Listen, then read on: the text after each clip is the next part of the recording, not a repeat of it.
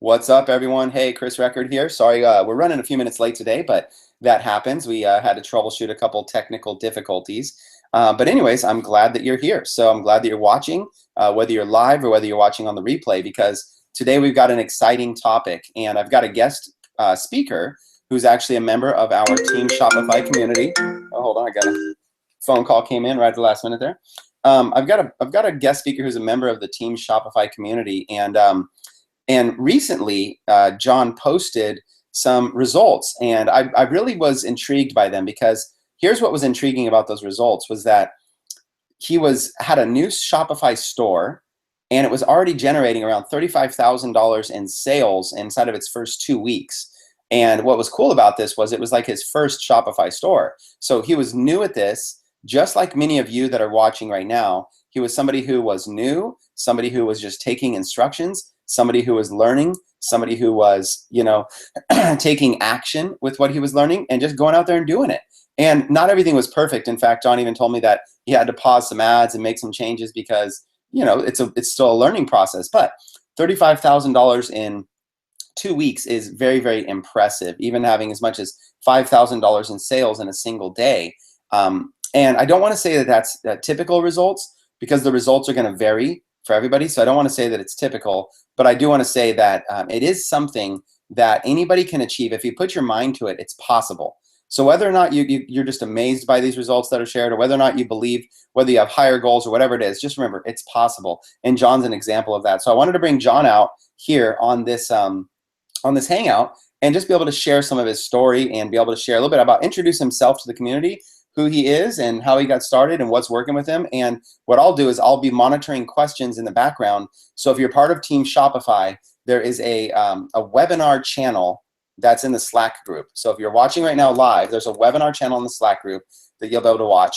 And if you are part of my Facebook inner circle, then you can chat there. There'll be a thread there. So what I'll do is I'll be monitoring questions in both those places. So with all that being said, I want to turn it over to my guest speaker, who is Jon Alfredsson. So Jon, come on out here, introduce yourself, and let the community know a little bit about who you are and the success you've been having with Shopify. All right, thank you, Chris. Thank you for that introduction. It's very I appreciate very much that you want to have me on here on the webinar. And yeah, I'm Jon Alfredsson, and I have not had any experience with Shopify before. I have been doing a lot of online marketing, different types of online marketing over the last 7 years since I started, or both network marketing, affiliate marketing, and other. Well, I've done a bit of Facebook marketing as well, but I've never ever tried Shopify or selling eComm, selling products, physical products. And I haven't seen. I've seen have had some good results with previous, projects and marketing, but I've never seen anything like this that kind of when it comes to results that I've seen over the last 2 weeks. My background is I'm from Sweden originally. I moved to California 5 years ago, and I've been working from home since 2008. I have a background in engineering, a PhD in engineering, but I didn't want to pursue that career, but I wanted more freedom for myself, so I decided to work online instead. And it's been a lot of ups and downs, but definitely now I think this is something that is really suiting me, the Shopify thing. So I want to share some tips and strategies, and also show some results on my PowerPoint presentation that I have. So I'm going to switch over to that, and feel free to ask me questions, Chris. Any questions you might have that might come up. So let's see. Yeah, you're good to go. Just rock it out, and just share a little bit about what you've been doing, and share a little bit about your story, and just continue. You're on a good pace. Thank you.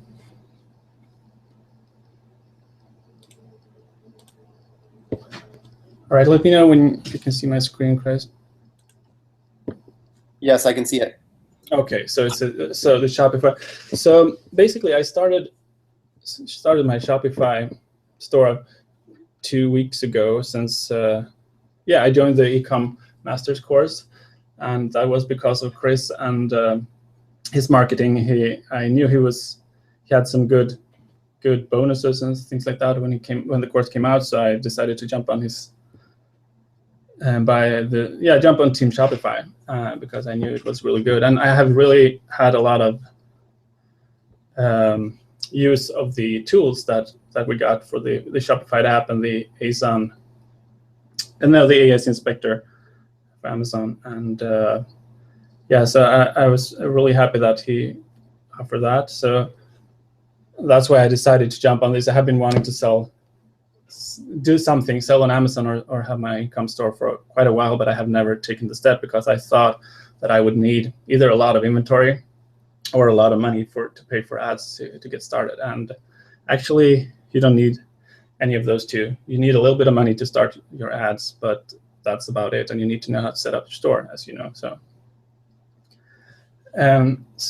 before I started my store, I started to do some research and of course, what products I wanted to sell. And I just wanted to give you some tips on the some things that I use when I did the research for niches and products. So I got one tip from Chris when he promoted the course. I think it was go to Google and type in site:myshopify.com and then the keyword that I want to search for similar products to see what's selling and see what other people are selling in the niche. That was a really good tip and a good strategy that I used to find a lot of interesting products and a lot of interesting Shopify stores. And then when I found the Shopify stores, I was always going into the store and look for what's selling best. So sometimes you can go and look at all the products and you click on, you can sort them from A to B, from A to Z, or you can sort them from most popular and so on. So, and I sorted them by best-selling products, so then I could see what was selling best. I didn't know, of course, how many they were selling, but at least I got an idea of what was selling best in their store. And you can do that with any Shopify store. When you go to the products page or the collections page, if you type in this question mark that you see on the screen here, question mark sort by equals best selling. So if you type in that, you will, even if they have removed the option for the drop down option to select the sorting, you can usually add it manually to your URL in your browser, and it will sort the products from what's selling best. Another thing I did was I went into Facebook and I typed in the search field up in the top of Facebook, I typed in posts about, and then my keyword to find different posts about that particular product that I wanted to do research about. So with that, I found a lot of different products that looked interesting. And also one thing I looked at when I looked for good products is how were the other products, how much attention, how much social sharing had the products got on Facebook. For example, when I found a product that was posted on Facebook that someone were promoting, I looked at it. Did it have a lot of shares? Did it have a lot of likes and comments? And so if it had, then I knew it was quite a popular product or quite a popular niche, at least. So that's how I started to select my products. And then I opened my store. I chose some products, like I started adding 10 or 20 products to my store. Between 20 and I'm not sure exactly. I have around 20 products right now, but I started adding at least 10, I think it was, before I opened, and I started running ads to those products. And I didn't have a lot of money to spend on advertising either, so I only started out with an ad budget of $40. Basically, I had been doing Facebook ads before, but I started out with spending $40 the first day on my ads, and that's out of pocket. And from that, I just took the money that I made in profit from that and turned it back into to pay for my advertising costs with Facebook. So I haven't spent any money out of my pocket, basically, after that. I'm going to talk a little bit more about that too. But another thing I want to go into, just tell you a little bit about my experience with the apps that I've been using. I want to give 3 recommendations for apps that I think you should get in your store that have increased my sales a lot. And that has been the Abandonment Protector app, which is an app that is basically is helping you recover lost or abandoned carts, shopping carts. People are putting items in the shopping cart, and then because they won't go to the checkout page to see how much they're going to pay for shipping. I am promoting free plus shipping offer, by the way. So that's my main strategy right now. And a lot of people just want to check out how much the shipping is. So they go to the cart and check it out, and then just leave the cart there. And then this Abandonment Protector app will basically help you and send out an email to everyone that leaves their cart and say, remind them like 10 minutes or how many minutes after you would like to. They will send out reminders and try to recover the carts. And I think it has about between 5 and 10% success rate on that to recover the carts. So and when you have a lot of carts that are abandoned, that will add up pretty quickly. So it's a paid app. And also another app is called Hurryfy that I started using actually the last day on Friday last week. That is a countdown timer, and you can set it to any time you want to count down, and just to create scarcity and tell people that something is changing with this promotion when the time is up. So you set it to timer, and I tried that on Friday. I set a timer and said, hey, I'm going to take down this offer now at this time, because I wanted to do that because I had too many sales coming in, which is actually a good problem in some ways, but still a problem. So I need to pause my ads. So I set a countdown timer to that, and that increased my sales from 5% to almost 7%. Well, the conversion, I should say, for that day. The average was 5% conversion before that day, and on that day I had a 7% conversion. So that is a good app. It's also $7 a month, I think, to install, but it's very well worth it when you have something that is selling. And the third app is called Notify that I want to recommend. It's something that it gives you a little pop-up window in the bottom left corner that says, hey, someone just purchased this product on this site just this long time ago, and that gives social proof that when people are coming to your site, they don't recognize you, they don't know you, so it gives you a little bit more credibility. They see that other people are shopping on this site and purchase the product, maybe the product even that they are interested in. So give them more confidence to go ahead and purchase themselves if they are interested and trust the site. So those are my top 3 app recommendations. I have tried quite a lot of apps to see what's working well or not, and these are my top 3 right now that I highly recommend. So these here is the results that Chris sent out this screenshot as well in his email. But this is what I issued in my first 12 days.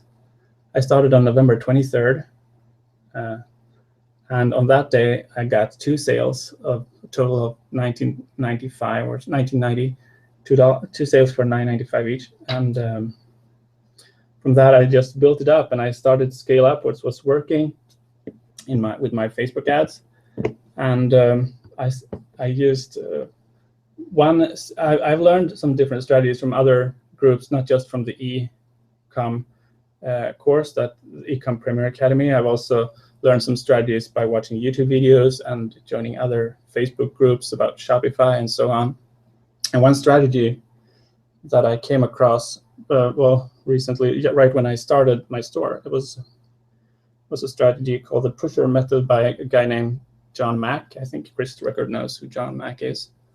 and he's doing really well with his Shopify stores. And he was basically showing how he was scaling his stores or his ads and sales up very quickly to 4 figures and 5 figures a day. So I started to implement some of that, and together with my own knowledge from Facebook ads before, I managed to scale up my ads pretty quickly as well. I doubled my sales for every day up until day number 5, I think it is, or 4, yeah. So first day I had I'm more than double, I should say. First day $20, and then I went up to $100. Second day $300.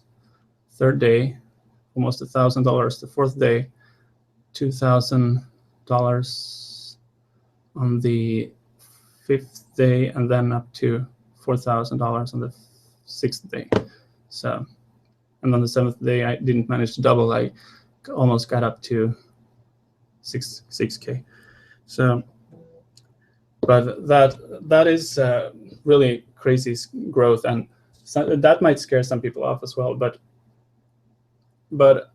I just want to say that you can control this pretty much how you can very much control how many sales you're getting by controlling how much you're spending on your ads. So if you just want to stop your sales, you just turn off your ads if you're getting too many sales. So it's not really that you're turning on something that you can't turn off if it's getting out of hand, or if it feels like it's getting out of hand, you're getting too many sales.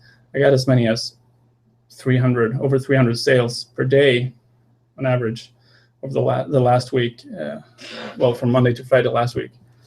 And that is a lot of sales. So I actually had, after Friday, I decided to stop my promotion just to focus on delivering fulfill the products and delivering to my customers, because I couldn't keep up with it. I even had to hire 2 people from virtual assistants, basically, to help me out with the order fulfillment. And they started working for me middle of last week. And have not caught up yet with all my orders, but we are getting close now. So it's I have 2,400 orders in 12 days, which is pretty crazy. And it takes approximately 3 minutes to fulfill an order for a person. So you can do the math on that, but when they're good at it, it takes 3 minutes. When they're in the beginning, when they're starting out, it takes longer. So that is basically my stats for the 12 days, and 40% the people added to cart, which is pretty high number, I think, but which means I got a really targeted audience with my ad, and 23% of them reached to checkout, and out of that 5% purchased. So 1 out of 5 that reached the checkout actually went ahead and purchased the product. So that means that 4 out of 5 were abandoned carts that I managed to recover some of them with my follow-up emails.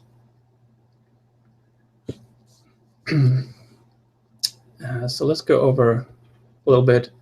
Oh, this is my day number 12.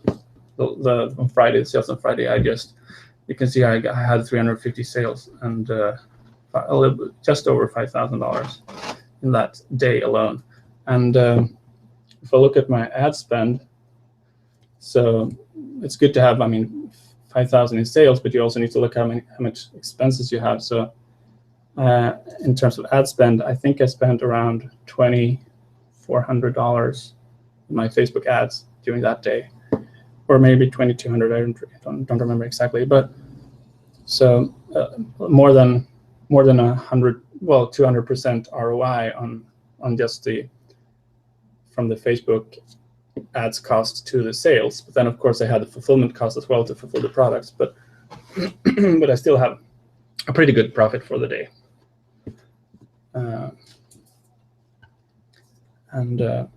Let's look at how I started here. You can see in the beginning, the first 2 days, I had 11 sales for a total of $140. And even in the beginning, I had 5% conversion on so I knew I had pretty good offer, or pretty good offers, I should say. I was testing several offers in the beginning. I was testing out 5 more than 5 offers actually, and in the first day. And I started with $5 ads, all of them. So this is my, I don't know if you can read this, but it's if it's too small, I'm just going to try to talk you through what it is. Maybe you can see it on the replay better or something. But this is my ad results from my ads spent the first day, and I had a $5 budget for all my ads when I started, and I did website conversion ads. So I have the Facebook pixel tracking my conversions on my site, and as you can see here, I spent $42 for the day, and I got 2 conversions, 2 sales. So, and one of the ads I paid $6 when I had and got 1 sale. Another one I spent $3.94 and got 1 sale. So I decided to focus on those ads that were working, and for the next day, the day number 2, and basically increase their budget if they were profitable. And I also turn off some ads that were not getting any results. So as you can see on my second day, this is my ad result for the second day. I now spent $83 on the ads. And as you can see, I had more sales and more conversions. I have 3 conversions on the first ad there. This is, I don't know if you can see my mouse, but I hope you can see my mouse here, which column I'm pointing at, the purchase column. And I had a total of 15 sales according to the Facebook pixel. So I decided to continue to focus on those that were giving results, and I was, as long as I was profitable, or at least doubling my money in terms of ad spend. Well, that is a lot profitable, but I was doubling my money from. So, for example, here is one. I spent $5 and got 4 sales, and each sale is worth to me around $14. I didn't know that immediately, but I figured that out now. So 4 times 14, that's $50 roughly. So for $5 ad spent, I had 4 sales. So I got $50 back. So it's time to scale that up. So I increased the daily budget for that one. So that's how I scaled up. And then when people are paying, when they're purchasing products, I'm using both Shopify payments via the Stripe payment processor, but I also use PayPal as the payment method. And roughly 40% of my customers are using PayPal when they're paying for the product. And that means that I get the money instantly, the same minute, into my PayPal account, which helps me to take that money, to turn it around and put it into Facebook ads, because Facebook is charging me for the ads on a regular basis. They give you, if you haven't advertised on Facebook yet, they give you a credit line, basically, is what it is, at a certain amount. When you start out, it's $50 a day, or $50 credit line of credit, so that you can spend, and then they will charge you for that when you hit that limit, or they will charge you at a certain day of the month if you don't hit it before. And then what they do is they increase that line of credit when they see that you pay your bills and see that you're hitting that limit constantly. And so that's how you're able to increase your daily ad spend with Facebook pretty quickly. So then you can eventually spend a lot of money. This is my day 7 when after my first week, and I just wanted to show you that I have, at this point, I have ads that I'm paying ad budgets $250, $350, $250 daily for that day. I have that budget, and that's what I'm spending for the ads. So that means that I have managed to increase my ad spend profitably up to that level, and Facebook allows me to have right now a line of credit of $750 before they charge me. So yeah, just wanted to show that that's what the numbers that you can get up to very quickly, even if you're starting at $5, and even if you don't have any or almost any money to spend on ads. I mean, you obviously need a little bit of money to start testing. I started testing 12 ads, 10 or 12 ads, I don't remember exactly, 10 or 12 ads the first day. And I took the 2 or 3 ads that were got the best results, most clicks, and I continued to run them for the second day. And the other one I turned off, and then I tried just to some other ads that are instead to replace them. So that's how I basically scaled up on a very small budget. And yeah, as you can see here too, I have a little screenshot of my ad spend for the first week. And it started with $42 the first day, and then it just increased. And the 29th, I had like over 2,400, I think it was, in ad spend. So, and I made almost 6,000, so it's over 200%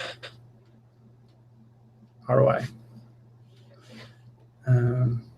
I think that's what I wanted to talk about, Chris. So do you have any questions now? I'm very open to take questions.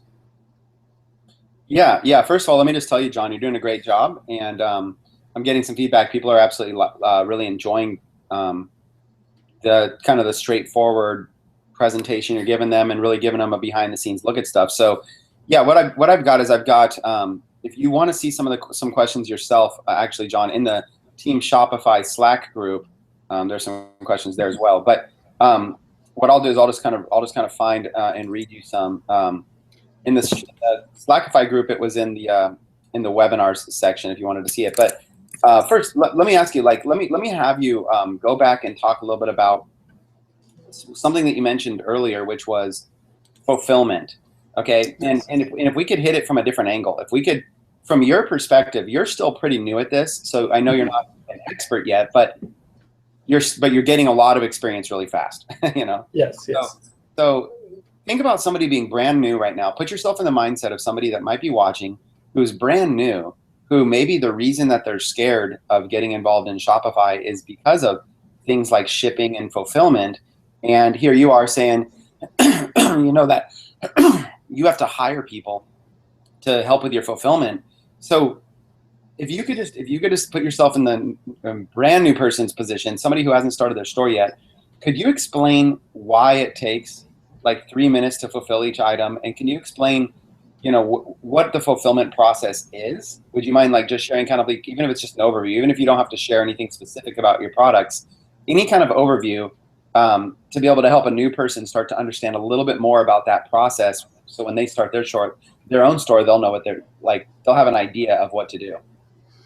Yeah, so, well, basically when I sell products by using the drop shipping method. So basically I have a supplier shipping the product to the customer, and every time I get an order in my store, I need to take that customer's information, their address, and where's the shipping address, and what they're going to buy, and I need to go to my supplier and tell them, hey, I want you to send this item to this person with this address, and I'm paying for that right now, so send it to them.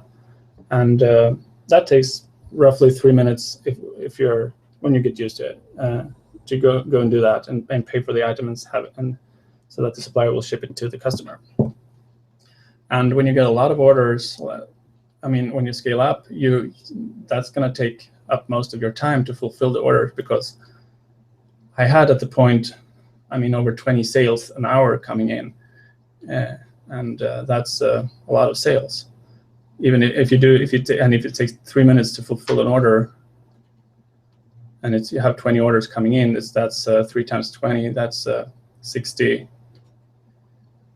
That's exactly 60 minutes, but you can't usually keep up with that speed for 24 hours a day in fulfillment. So you're gonna get behind if you don't have someone to help you, and it might scare you. I have been working with some outsourcers before, but a long time ago, but I have also not felt ready to hire someone full-time or take on any more help in a while, because I did some mistakes back then that I learned from.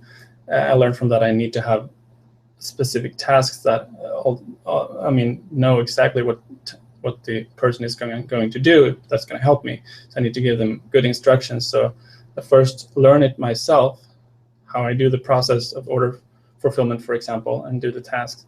And then I teach that person that's going to help me exactly how I'm doing it, and then let them do it themselves, and they will improve their speed with time. So when they get used to it, and I found my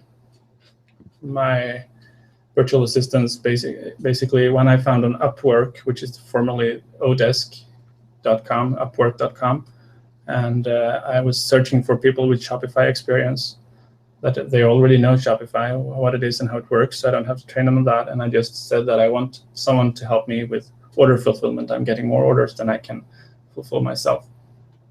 And I got responses to that ad there, and I contacted the person that seems pretty skilled and know what he was doing, and talked to him for a few minutes over Skype. And then I decided, yeah, he seems qualified to do this. It's not that difficult job either, but he had a previous experience, so that was good. And now he's helping me on an hourly basis. And it's not that difficult, and you can hire people for $3 an hour basically, if you outsource to, for example, the Philippines or India or other countries. I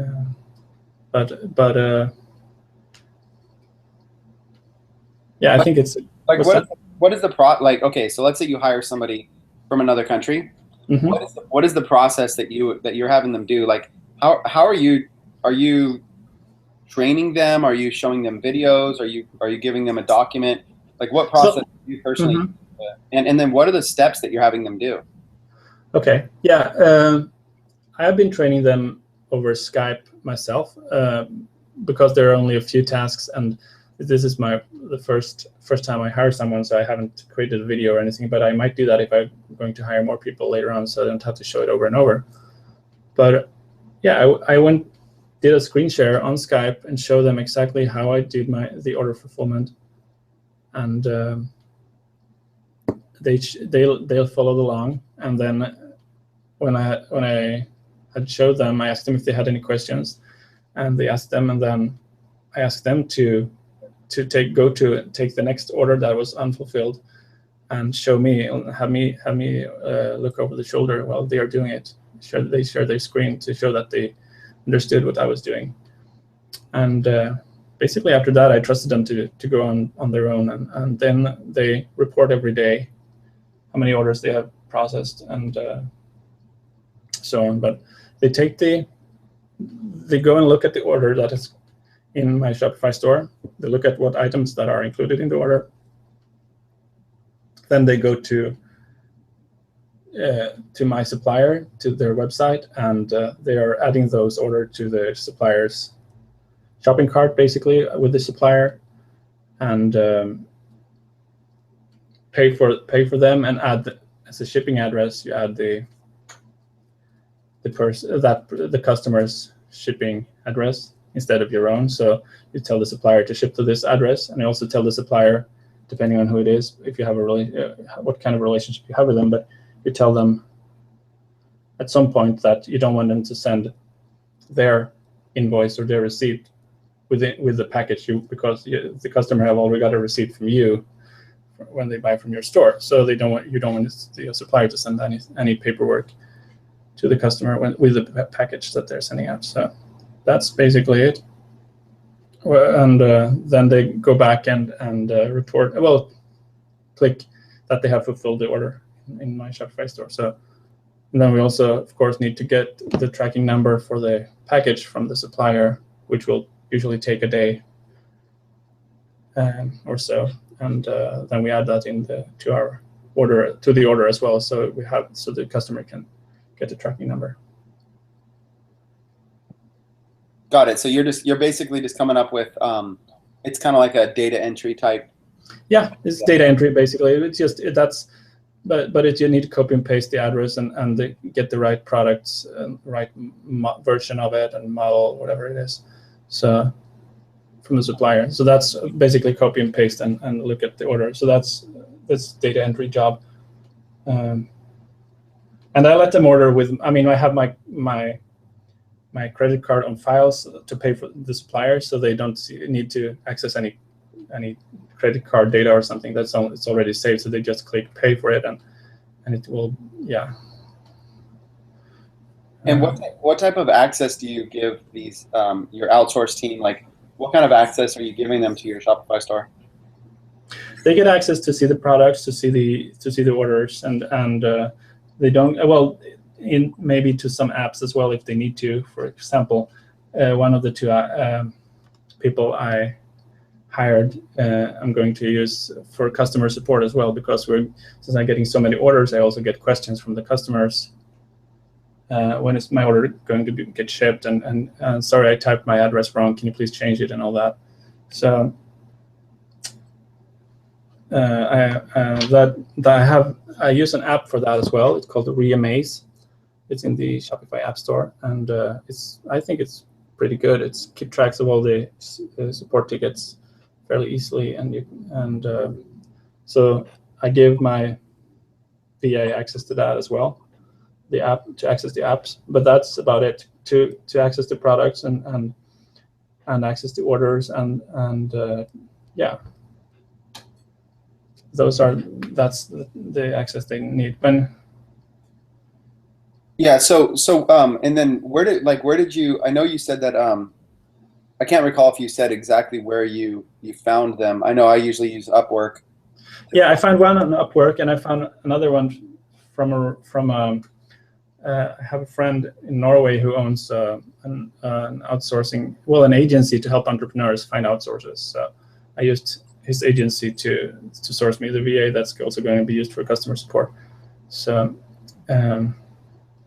but the other person that is going to do fulfillment only, I found him on Upwork. So, yeah,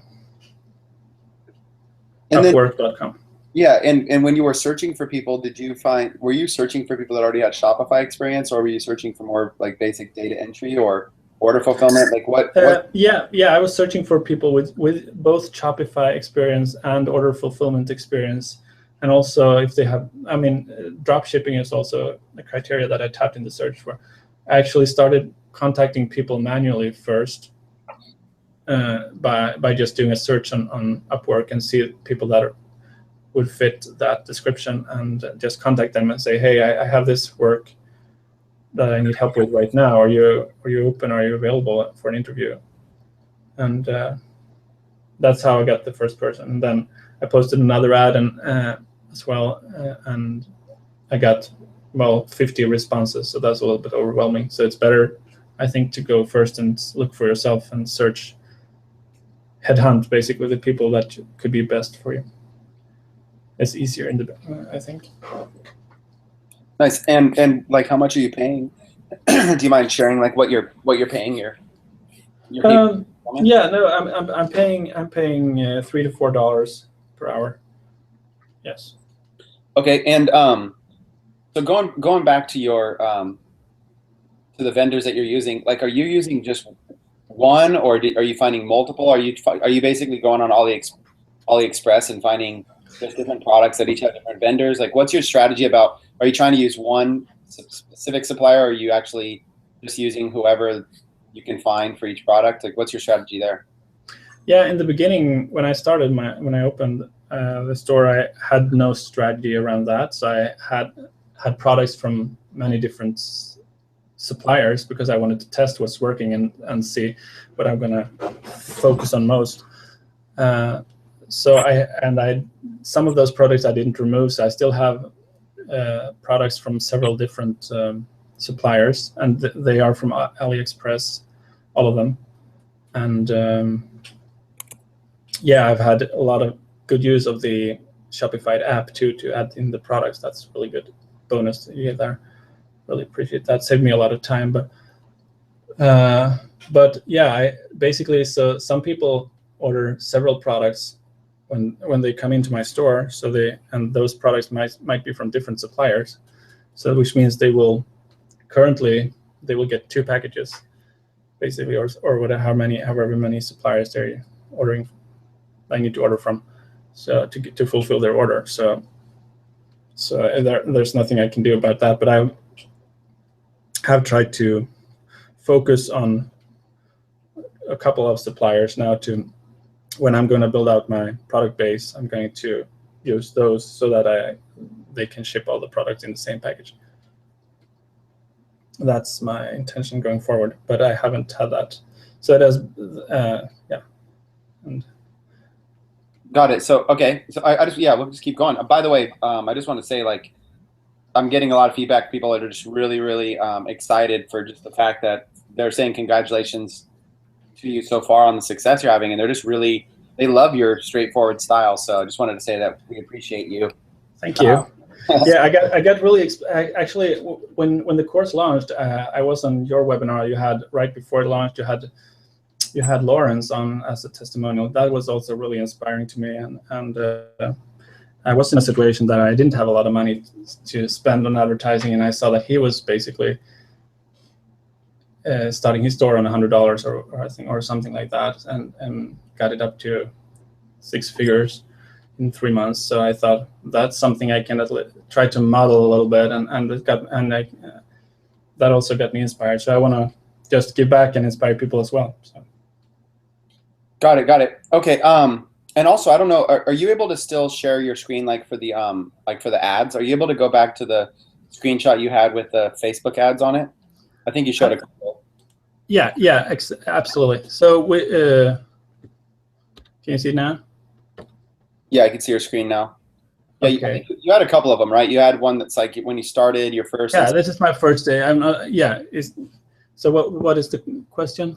Yeah. So okay. So it looks pretty obvious here when looking at it, but we'll just let you answer it anyways. But so all these ads, these are $5 ads. So what it looks like, and you can kind of share what your strategy is. It looks like what you're doing is you're essentially just creating a bunch of small little $5 daily budgets to test out, these different products. So the question is, like, are these all going to one product, or are you setting up different ads to different products and just trying to see what works, what hits? I mean, can you just share a little bit more about the strategy here? Yeah, absolutely. These ads are all to different products. So I added, like I said, more than 10 products when I started my store, and I took, well, here it's like 8 or something, and created an ad for each one of them, and selected an audience based on my best knowledge. Did some research with, for example, the Facebook Insights audience insights tool, and to see what type of people were interested in those type of products, and then I created my ads around those audiences, and just let them run for a day. So there are different products, and then I see that, okay, these products, I found a good match with the audience for these 2 products because I got 2 sales here.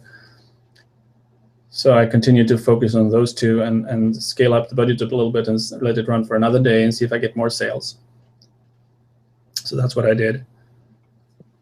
Okay, so you're starting off with $5 ads to a bunch of different products. As soon as you see that a product's getting a couple sales, you run it for another day just to make sure that it's getting more sales. And then your strategy, there's a bunch of different strategies out there for scaling, but your strategy, it seems like, was start small, and then as you're starting to get sales on a specific ad, then increase the daily spending budget for that ad. Don't change anything else.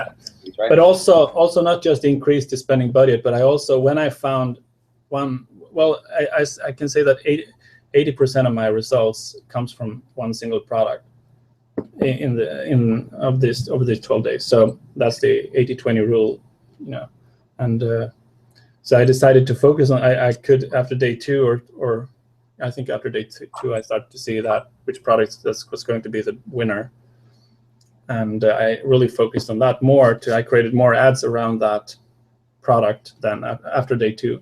So I scaled out I looked at the people who purchased, which age group were they were they and which gender.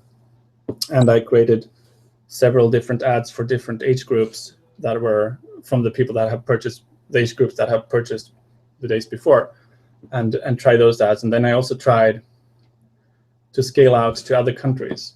So my first ads, I started targeting the US market only. And when I saw that it was working, okay, I scaled out to Canada, I scaled out to the UK, and so I created separate ads for those, and I started those at $5 as well, and created even for Europe, for English-speaking people in other European countries, I should say. So yeah, and I saw some pretty good results with that too. Europe can be a pretty good target market if you have the right product, because you can get very cheap conversions there compared to the US for certain products. I've seen a lot of conversions from Europe, from a lot of sales there from my product.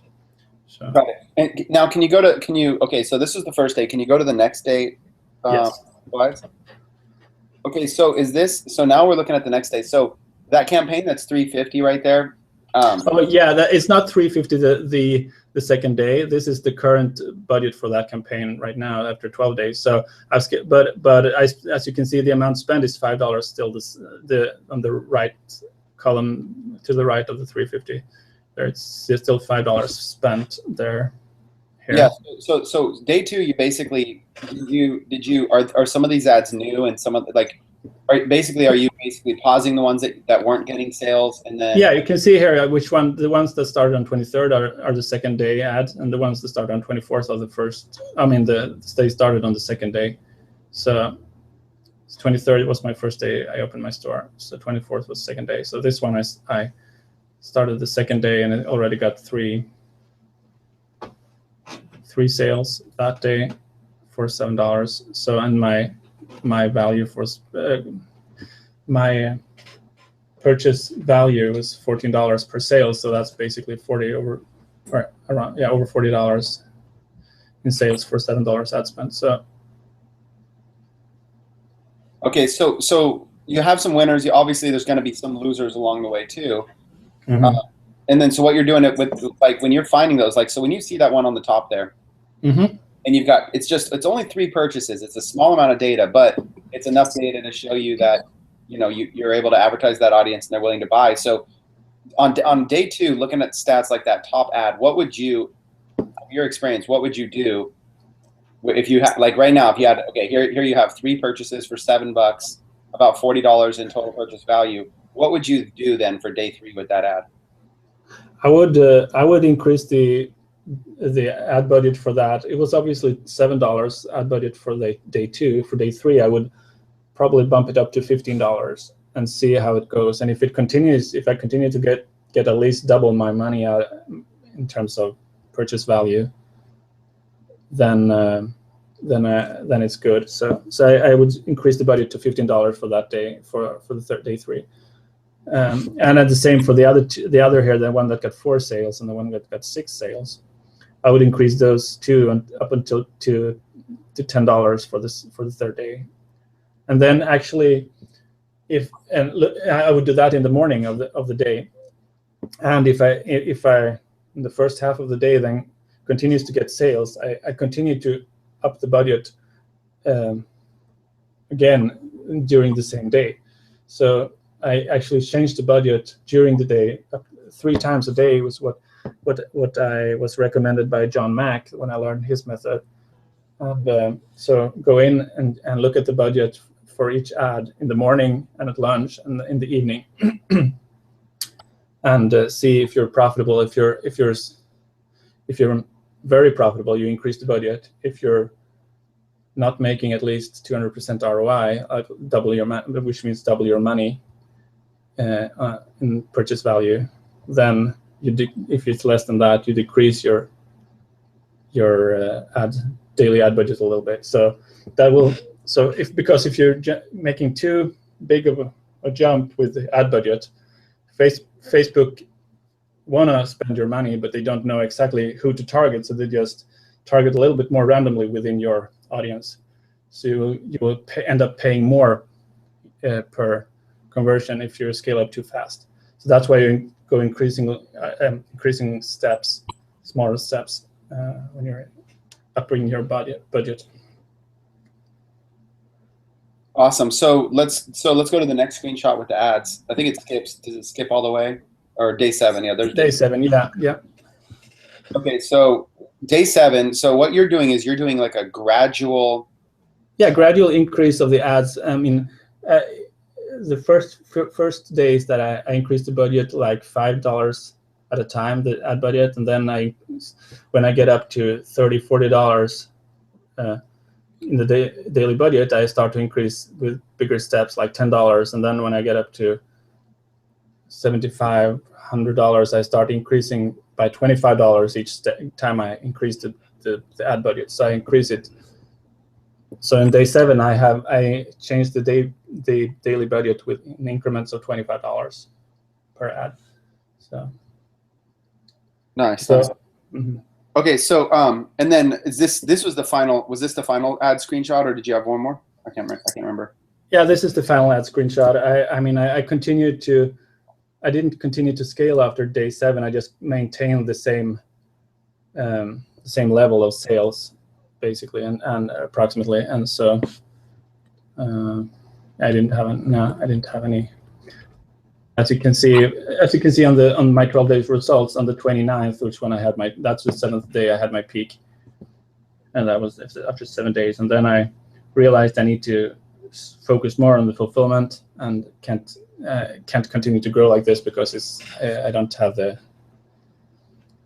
system in place to fulfill as fast as the orders are coming in. So I need to focus on order fulfillment now. So then I just let it run in the same way with the same budget for the days. I mean, I was just constantly checking the numbers several times a day for my ads, but I didn't change the budget much. I mean, I might have tweaked it a little bit up or down depending on the daily results. But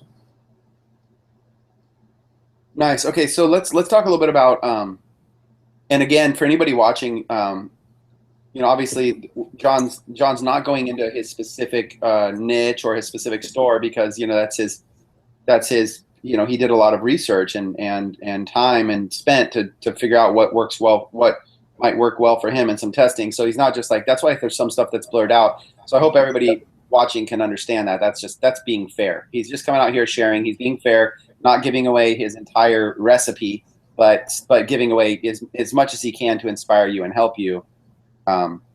So without giving away too much, can you tell us like a little bit about the products that you're selling? Like not specifically like what products or what niche, but more like, are they free plus shipping offers? I mean, what price points? Like, how did you have any specific strategy going about products besides the niche and besides the specific stuff there? If there's anything else you could share about like what types of product offers you're doing and what you see working, and any advice that you'd have for somebody new just researching and starting out for themselves? Yeah. Well, my main focus has been free plus shipping offers. That was what I was looking for when I was doing my research. I was looking for products that were cheap enough to be able to give away for free plus shipping. And so basically the cost of the product on AliExpress is usually $1 to $2 or for the product itself. And then I also add in the e-packet shipping to the United States, for example, which is the fastest cheap shipping method. It takes 1 to 2 weeks to get here, because I want my customers to get their packages before Christmas. So, but I also write on my product page that it might take weeks for them to get the product. So I set the expectations so that they shouldn't expect to get the product within a few days after ordering. So that's quite important. Otherwise, you will get a lot of support tickets wondering where the product is, why it's not showing up after 4 days. So that's what I did with the product. And there are a lot of different types of products that, I mean, that could work very well with that free plus shipping method. I mean, I think you should go for some niche that you know something about. There are endless amount of niches out there, but niches where the customers are, or the people that are in the niche are very passionate is of course the best, because if they're passionate, they are more likely to engage with your ad, which help your ad spend and help your reach on Facebook. They will share it and they will like it and comment, and they will be more likely buyers when they get to the site, because they really want the product. So there are a lot of niches that are very passionate. The sports niche, you have a golf, football, other types of team sports. People can be very passionate around those. And you have, for example, Christian niches, like Christian and religious people can be very passionate about their religion. So that's two types of niches you can try, just to give a few. That could work well. I've done a lot of research, and I've seen stores doing well in many types of niches. Products, at least, I'm not sure how much they're selling, of course, I can't know that, but by just looking at the store. But if I find an ad on Facebook or a Facebook page that are promoting product and it has a lot of engagement, then I know that it has a good, passionate audience, and it's very likely that it has a lot of sales. So that's what I'm looking for too when I'm looking at Facebook ads and doing research. Okay, so when you're doing research, like when you're doing your niche selection research, you're going, like you said, use the audience insights tool, but you're also just looking for on that topic, and you're looking for the engagement. Yeah. Hear that, like, this is a hyper passionate audience that would want to buy stuff. Yeah, exactly. If you type in your search bar at the top of Facebook, you type in exactly what it says there, posts about, and then you type in your keyword. Then you will very likely the keyword should be the type of product. Then post about for example, post about iPhone case. So then you will, and you can also post about free iPhone case. You can, for example, so then you can find people that are posting about free, or pages that are posting about free iPhone cases, and you can see which ones that have a lot of engagement.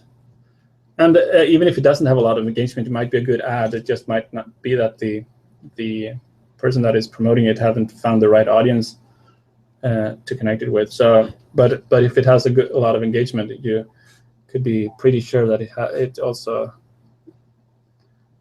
can make a lot of sales. Yeah. So.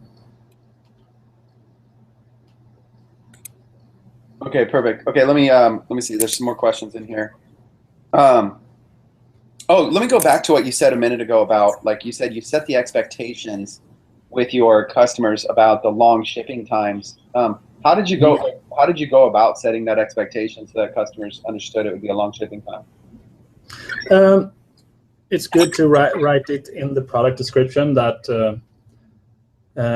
you write that. I write that some of my products are might, due to high demand, have a long shipping time. So please be aware of that, or something to that extent. So, and you can also write more specifically. Please allow 4 weeks for shipping because due to high demand or something. So that will set one way to set expectation directly on the product page, and then you can also in the receipt email, for example, if you want to tweak that you're sending out to the customer, you can also add a note there that please note that some products may take up to 4 weeks to arrive due to high demand or shipping from international shipping or something like that. Got it. Okay. So like you said, about 80% of so after doing research and setting up your store and doing your Facebook ads and you said in the beginning you just kind of, like you just kind of threw a bunch of stuff up there to see what would work, and then you said about 80% of your sales are coming from one product. So like, let's just call that like, okay, so you have this good selling product out of all these different products in your entire niche. You have this one product that you found that's doing good and is scalable and stuff like that. Did you, when you were getting all your products, did you have a hunch that one product was going to be the top seller? Yeah, I had a feeling that it could be a top seller. Yes, but I also had a feeling that some other products could really be a top sellers, and I haven't seen any good results at all with those yet. So I know that other people are seeing good results, but I haven't found the right audience for them. And then how big was the like roughly how big was the audience that like what kind of audience sizes, what kind of reach? You said you started in the United States.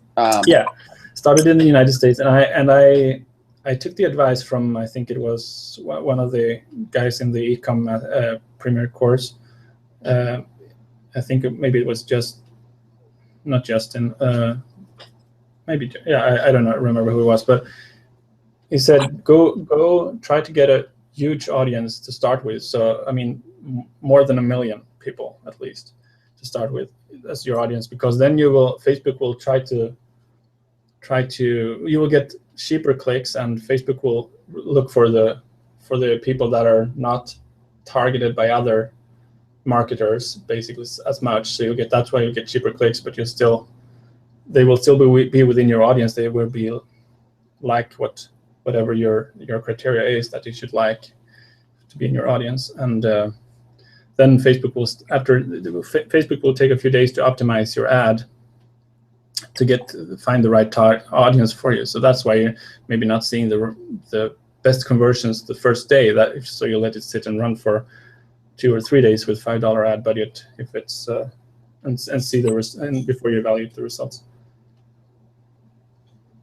And what else can I say about that? Yeah, so what you did was you looked for an audience that had about 1 million person reach or more. Yeah, at least 1 million. Yeah. So my audiences were between 1 million and 3 million, I think, for most of them. I think I had 1 or 2 ads with smaller audience than 1 million, but they were more expensive clicks. I realized pretty quickly. So when I started with a big, broad audience, and then when you find something that's working, you can scale wide by just creating multiple ads for different age groups and for different genders, and so you can create one ad for age 20 to 25, and one ad for 25 to 30, and one ad for 30 to 35, and so you have 4 different ads to that same group of 1 million people or whatever. So then you can just see which age group is best within that audience, and then you focus on those and turn off the ads that are not performing, and so on.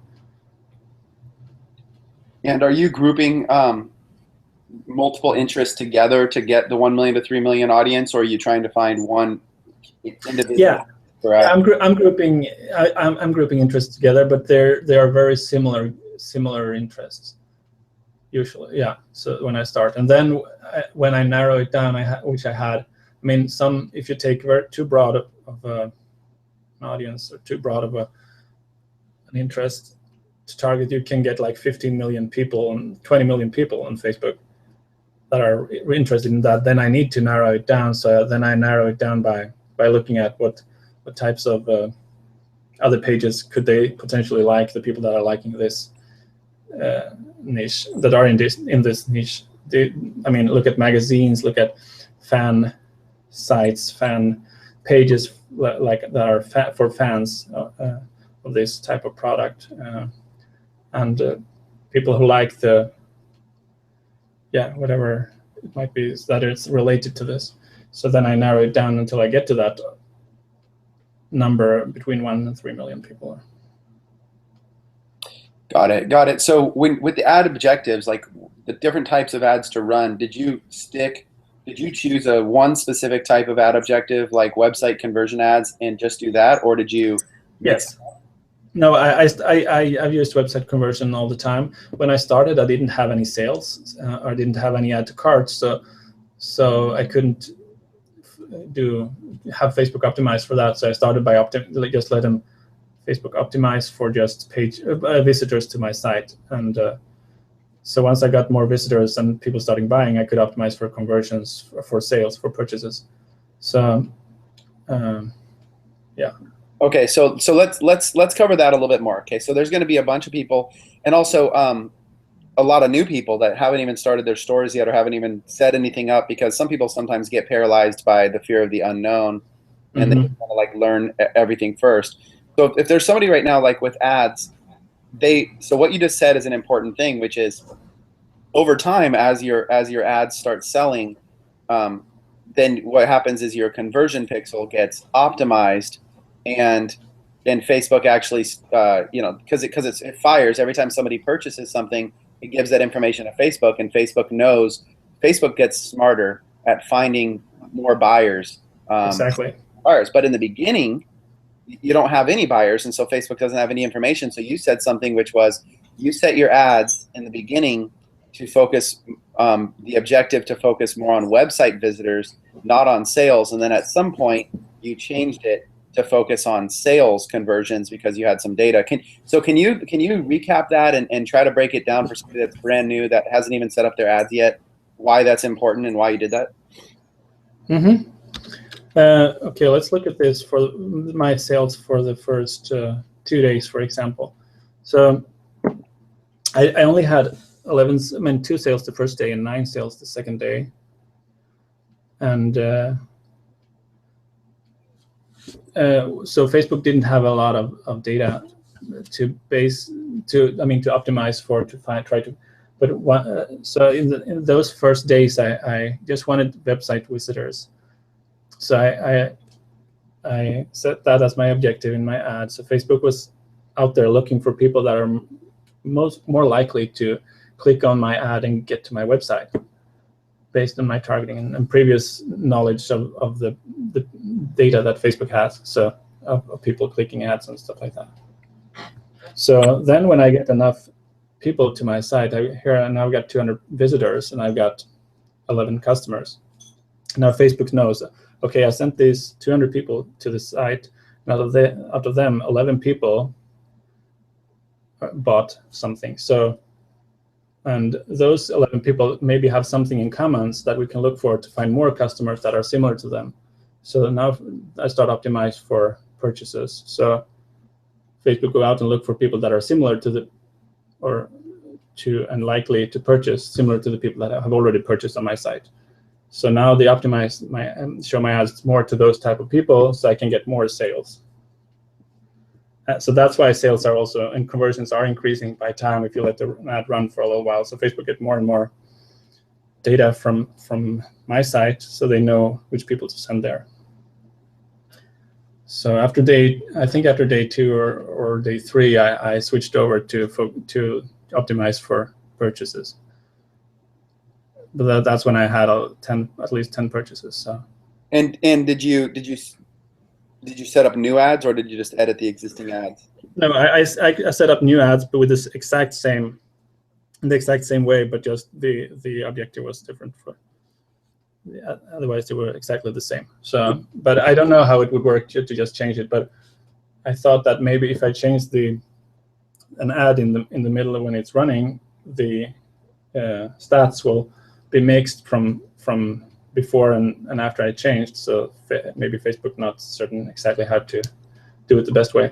So So in a nutshell, for the first couple days, you're driving traffic to get website visitors. Then once you've got some sales coming in, then you set up new ads that are based on sales conversions, and you let Facebook optimize all the visitors now for sales. That Facebook does that automatically. It's not anything you have to do. You just chose that selection on new ads, and you started running. Everything was the same except a new ad. And did you pause the original ads when you did that? No, I let them run in parallel. If it continues to make sales, I'll let it run, continue to run as well. But some of them I paused, but a few of them I'll let them run anyway. Can we talk a little bit about the ads? Yes. So obviously there's tons of different types of ads. You can do pictures that are designed as like just a picture, and then in the description there's a link, and you try to get people to share them or tag their friends and stuff like that. And then there's like stuff that is just direct link posts where it's just directly, if people click on it, it goes directly to the offer. So with all these different ad types out there, you're obviously having some success. You're obviously driving a bunch of sales. What types of these different ads are you using, and anything you're willing to share about, like if you're using a picture, what did you do to it, or text or anything like that? Yeah, I'm using basically straight page posts ads, dark post ads, basically.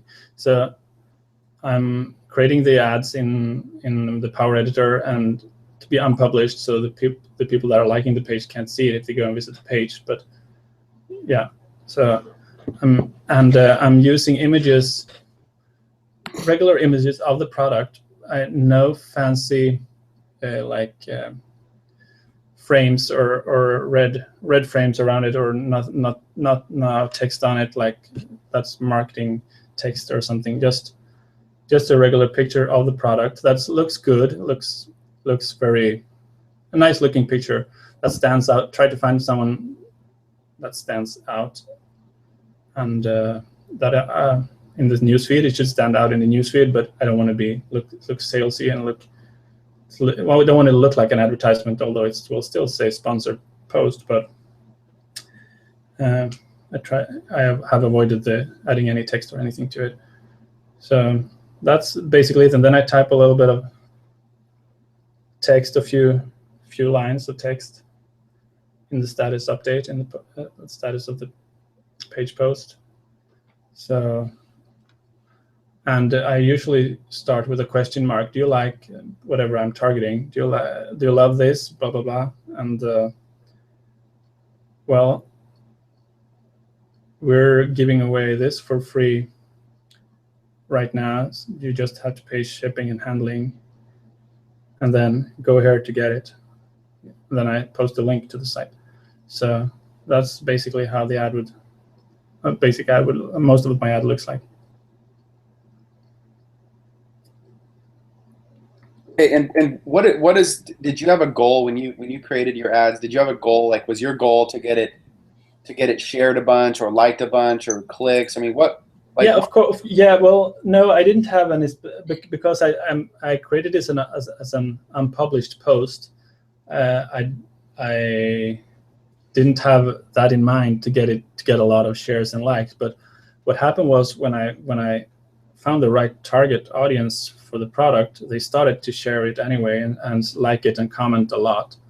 So although it was a hidden post on the page, it was shared a lot on other, and they were people were tagging their friends that were like the similar products and so on. So it got viral basically, and even though it was a hidden post. And I know exactly what you mean. So you're using, because when I launched my first course about Facebook advertising, I called it Dark Post Profits, because I basically place those dark post ads all the time, aka unpublished ads. And there's obviously there's benefits, there's just different ways to do it. But I'm really glad to see you doing it that way. So do you have just one fan page for your store that you're running all your ads on, or do you have multiple fan pages? Was there any thought process that you put into the Facebook? No, I created a fan. Yeah, I only have one fan page, and I created a fan page with I didn't put up anything more than just the header image and the profile, basically a picture for the fan page. And I posted a couple of other nice looking photos just to have some content on there, but not more than a few posts. And then I started advertising, and I had no fans when I started advertising. Now I have 4,000 fans or something on that page after 2 weeks. And I still haven't posted anything, almost anything, I should say, on the page. I posted a few status updates, but not a lot that are visible to the fans. Yeah. Yeah, so your strategy was more like just do something quick, like in about 10 minutes, just to get the fan page up, and then do the minimum just to you, Yeah. because you have to have a fan page to place ads. Yes. You're kind of just doing like a little bit above the minimum, like Mm-hmm. like the minimum plus like a little bit to make it look nice. But you don't have any fan page strategy, and you're not too concerned about the fan page. You're just using it because you have to in order to place ads, right?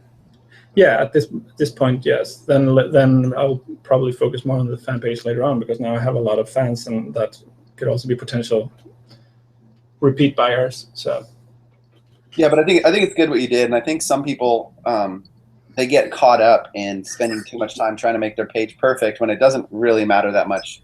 yeah, exactly. People don't care that much about your page. They look at the ad, they see that they like the product, they click on the ad and go to the store. And if the store looks good, looks nice and clean and trustworthy, so then they are very likely to go ahead and buy. I mean, it's that's an important thing, to give a good first impression when people come to your store. I don't do anything fancy. I use a free theme. To for my Shopify store, and I don't have any fancy pictures on there. I have the basics, but that's required in it, and I try to make it look nice. And yeah, that's it. People are buying, so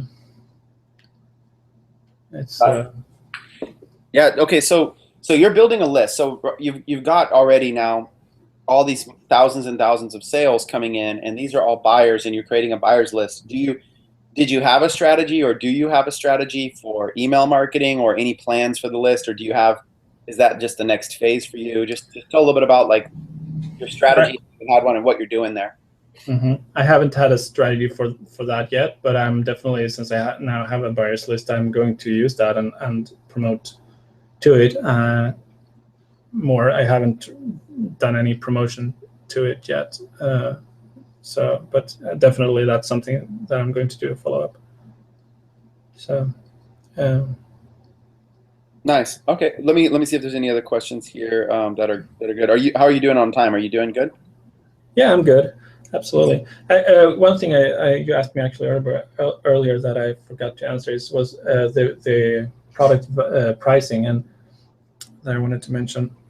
I set my price to $9.95 for the shipping to the US, and people are not very sensitive to the price if it's under $10. I think for the shipping, there will be a lot of buyers. If you have the right products, you will get a lot of buyers, regardless of what price you would charge. I've seen some people recommend charge $5.99 for shipping, or some charge $7.99. But I tried $9.99 or $9.95 actually right away, and it works great for the US. For European market, I found that they are a little bit more price sensitive. So I actually lowered the shipping price to $8.95 for that, and then because I didn't get any sales for $9.95, and then with $8.95 I started to get a lot of sales. So that was an interesting thing.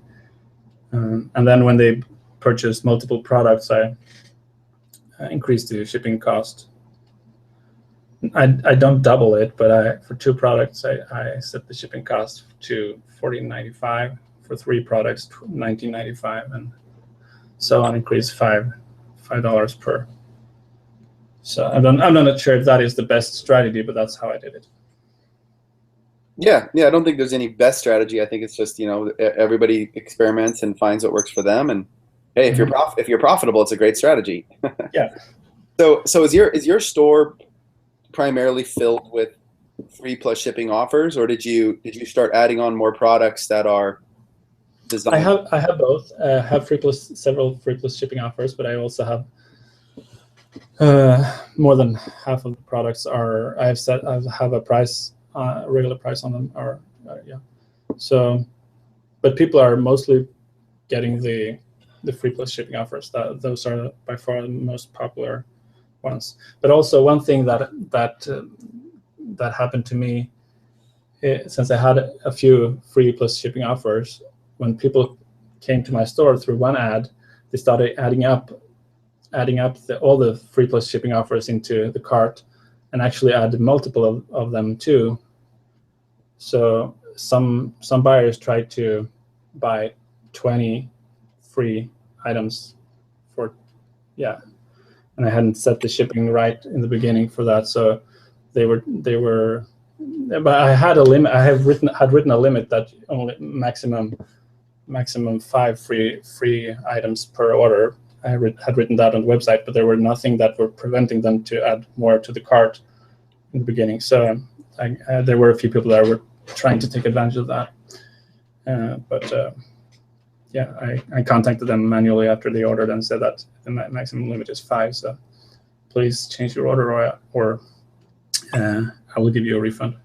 Okay, so let's talk about that for a minute. So now you have something in place to prevent that? Yes, I tried. Yeah, I have added more shipping, continue to increase the shipping rate for when they add even up to more than 10 products. So they see that shipping goes up for every product I add. I didn't have that in the beginning up to more than $30. $29.95 in shipping was the maximum. So is that something important that people should do right off the bat? Is that a mistake that you think? Well, it wasn't a huge mistake. I mean, it happened with some people that I needed to contact. It took a little bit of extra time to do it, but it's not really that necessary. I mean, as long as you have shipping up to when they purchase 5-6 products, because some people will do that. So up to that. So then I think you're good. But you can, I mean, add more if you like. But there is an app called Better Shipping that I've been recommended where you can stack up shipping costs easily with, and I haven't tried that yet, but that's something I'm going to try. There's also one called Min-Maxify, which should be able to allow you to set a limit of how many products you can add to your cart of a certain product, or of any product, or total number of products. But haven't used that either. So. No, got it. That's all good, and that's all helpful. Let's. Can you go to the next screenshot on your screen? Yes. Or which was the one that was like the after 35K screenshot? The one that shows like the 35K in a week. Okay, let's see.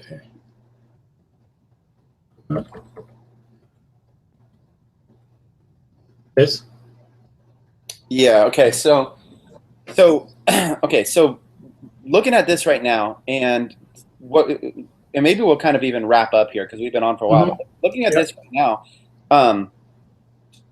let's just talk about like lessons. Like, let's just talk about, for everybody that's watching right now, like, what are some lessons you've learned, or what are some mistakes that you made, or what are some things you would do differently, or what would, if you were new watching this webinar. So imagine that you're sitting at home, you haven't even started your show, you haven't even started your store yet, and you're watching this.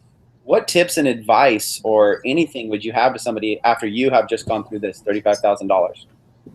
Well, when you're starting out, when you're getting your first sales, make sure you write down the process of how you're going to fulfill the orders. Because when you're start getting a lot of orders, you want to get help from someone. At least if you do the drop shipping. If you have a fulfillment center fulfilling for you, like you're buying in bulk and shipping from within the US, then that's a different thing. But if you're starting out with drop shipping, so when you get to more than, I would say, maybe 30, 40 orders a day, it might start being too much for you to fulfill yourself. So make sure you write down that process right when you're getting your first sales. Write down the process on how you're fulfilling, because that was something that you will want to show the people that are going to help you later on. So that will help you. And remember, you can scale as much or as little as you would like. I mean, I have really pushed it with the scaling in the first week, because I wanted to see what was possible and show people what was possible to achieve in such a short period as a week. So I think it was like 13K in the first week, and sales. But remember that was controlled by me and by my ad spend. So you can control of sales coming in a week right from the bat. It won't happen if you decide to not allow that. You can basically control that with your ad spend, how many sales that are coming in. So don't let that scare you. What else? Yeah, just any final words for any final words. We'll wrap with this, but any final words for everybody that's just watching in terms of motivation or inspiration to inspire them to if you look at, I wanted to show this graph because look, back in November 23rd on that chart there, I mean, you were just getting started. I mean, how many Shopify stores did you do before this one? Yeah, this is my first Shopify store. I've never sold any physical products before online. So, I mean, yeah, it's, I mean, I have experience with Facebook ads from before, but, and selling mostly digital product, internet marketing courses and things like that. But that's my previous experience within that I've used for this. That's the only thing, the Facebook ads that I've. So it's possible to start on a small budget and scale it up quickly if you like, and you can scale up at your own pace. But the important thing is that you start taking action and start putting out ads, because when you put out 5 ads, when you put out 10 ads, you will find 1 ad or 2 ads that are going to be performing better than the rest, and focus on those, and then add more, create more ads, new ads to continuously create. If you continuously add 5 new ads to your ad account every day and start running 5 new ads every day, you will within 2-3 days that you will find at least a couple of products, I'm pretty sure, that will perform good for you and that you will make money on. So adding, well, testing is this, and taking action. That's the key, I think. Nice. Well, I think that's a good place to end. We can continue the conversation in the Team Shopify group, and if you guys have any questions for Jon, there's the thread, the channel that says Shopify webinars. There's been a lot of questions in there, and me and Jon will get a chance to go in there and maybe reply to some of those as well if we missed them. There's only so much we can cover, and we've been on for a while, so Yeah. We all absolutely. I'll be happy to answer questions there in the group. I haven't paid attention to that now, but during the webinar, but I will go in there and look. Perfect. So yeah, so here's what I'm gonna do. We've been on a while. There's so many more things that I could be talking about right now. But I think that I think this has been good. I think that let's stay focused. We'll resume this conversation and more like this inside of Team Shopify, and I'll do some stuff with it in my inner circle. But for those of you guys that got a chance to be able to watch live, you can tell Jon in that thread in the Team Shopify webinars thread. Tell Jon your feedback. He'll read it. So just tell him if you enjoyed this, if you enjoyed him sharing his time, if you just say anything, say something nice for him spending his time out of his day. He could be doing stuff. So Jon, let me recap what we covered today. Jon basically showed you his journey, and thank you also, Jon, for putting together these slides. That was very, very helpful. Jon showed you this journey of starting out his store on day 1, and then day 2, and then after a week, and then after 2 weeks. He showed you the growth, how he scaled up his ads. He showed you how out of all these different products, one of them really ended up being the winner, and he put his focus there. And he told you about how his biggest obstacle so far was order fulfillment. And so he actually created a little bit of a process, and he got some outsourcers to some VAs basically to help assist with order fulfillment, because Jon is doing drop shipping, which requires at least even when you have the process down, it requires a few minutes per order.